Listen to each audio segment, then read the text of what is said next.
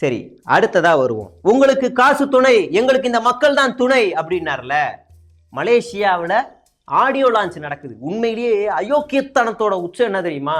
Cinema டிக்கெட்டே வெறும் 120 ரூபா, 150 ரூபா, 160 ரூபா, அதிகபட்சம் 200 ரூபா, அவ்வளவுதான். ஆனா ஆடியோ லான்ச்சுக்கு முதல் டிக்கெட்டே 2000 சில்லற. அடுத்த கட்டம் இன்னும் கொஞ்சம் நடுவுல இருந்து விஜயை பார்க்கணும்னா 3000 4000 சில்லற. இன்னும் ஃப்ரண்ட்ல உட்காந்து பார்க்கணும்னா 8000 ரூபா. 85,000 டிக்கெட்டை இது மூலியமா வித்து கோடி கணக்கில் சம்பாரிச்சிருக்காரு விஜய்.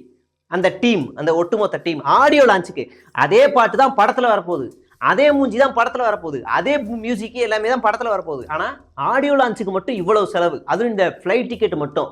எங்களுக்கு காசு துணை இல்லைன்னா என்ன காசு துணை இல்லை? கடைசி படம் ரசிகர்கள் ஃப்ரீயா காட்ட வேண்டியதானே?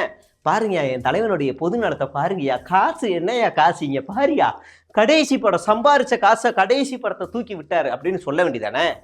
சொல்ல மாட்டாரு.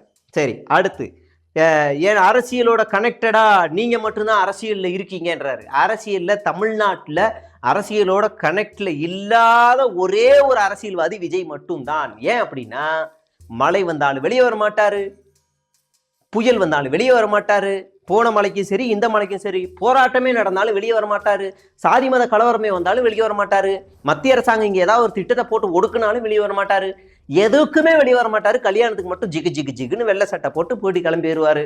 கனெக்டே இல்லாத ஒரு ஆச்சரிய குறி இவர் தான். ஆச்சரியமான ஆச்சரிய குறி இவர் தான்.